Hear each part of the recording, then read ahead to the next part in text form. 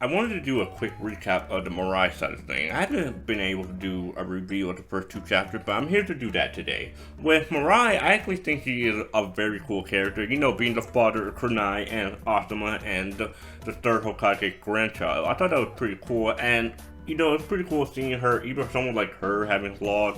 When we first see her, she does aspire to be as great as her father and Hiruzen. But the thing about it is, when your family is as big as those, as well known as those, you tend to have certain expectations and burdens placed on you. Similar to how Konohamaru was saying how everyone sees him as as the grandchild of Hiruzen, and they don't really see Konohamaru for himself. Similar to how Mirage, she kind of wants to be seen as for herself. She kind of, she's too eager to actually begin her ninja way too fast. She kind of needs to take a steady approach to beginning her ninja path because, I mean, if you take too fast of a lane, you're gonna die easily, and that's what almost happened when she actually was eager to find this cat, and she got dragged into the whole debacle with Mizu, and luckily Mizu was kind enough to actually try to spare her life, but since she was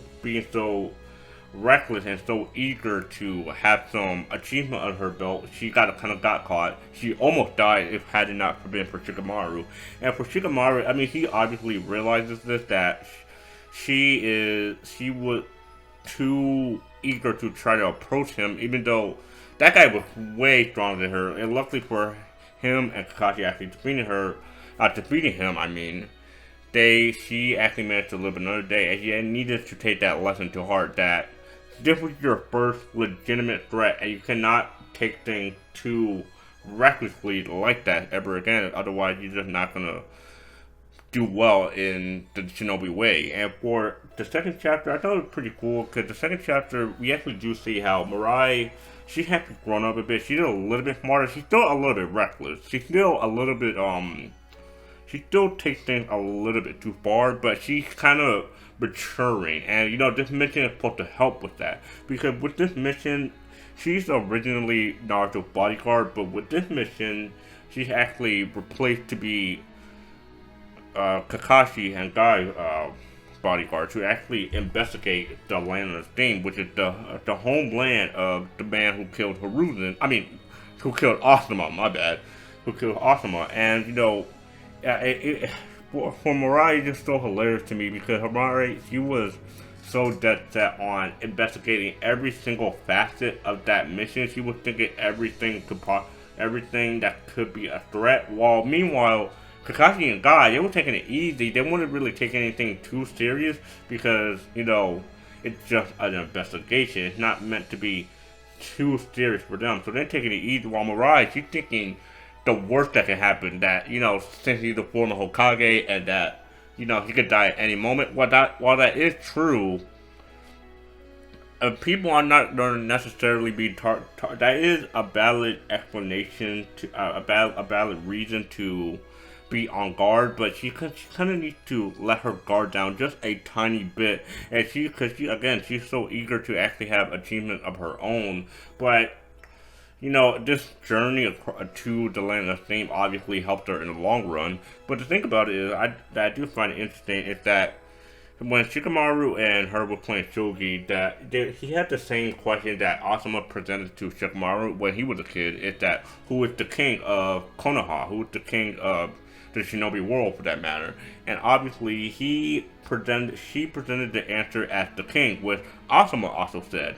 That he also said that the Hokage is the king, but obviously it turns out to be it is the children, because the children, they're always going to be a new Hokage amongst the children, and if all you have is the old people, well, the village is going to collapse as a whole. So you always got to need to protect the new children, the new generation, so they could be a step beyond the old generation. And for Mirai, she's gonna obviously realize that during the duration of her journey. And for that, I am kind of excited to see what minor details they're gonna make through this manga, because this manga is pretty interesting. I do think that But this is an interesting companion alongside the Sasuke manga and the main story of Boruto. I think doing it like this, where there's three manga currently going in the Naruto universe, I think that is a very good way to bolster the Naruto fan base and rally them together to actually continue discussion. Even if we already seen it, there's still going to be discussion about Mirai or Sake, whatever. There's going to be a hype surrounding these characters, more interest, or even old topics that have been brought about ever since the original source for these came out. And now that there's a new source of media that is being produced, we can talk about old things that hasn't been brought out for so long. So I think it is exciting to see how Mirai is going to portray in this new source of media, the manga. I do think it would be awesome to see how characters develop, even if we are already seen it. I just want to see it one more time. Just something for me to read besides the boring Boruto manga that's been going very slow. Here, it's actually very exciting. It's actually very interesting to see, even if we already seen it. Cause I'm excited to see how Mirai is gonna, go against her, going against the legacy of her father. It's such a deep idea to actually put Mirai against the ideals of her father, to put Mirai against the clan of the people that killed her father, and to actually put Mirai as someone who had to actually surpass her father, actually surpass the people that originally killed her, and she actually had to surpass her desperation of being so much better than the other, but she just really needs to focus on herself. And I'm kind of excited to see where the prospect of that will occur. Obviously, we already know the result, but still, I just want to see how the manga will develop in the future, and I actually want to know your thought on the manga as a whole. And with that being said, let me know in the comments below, and I'll see you guys on the next one.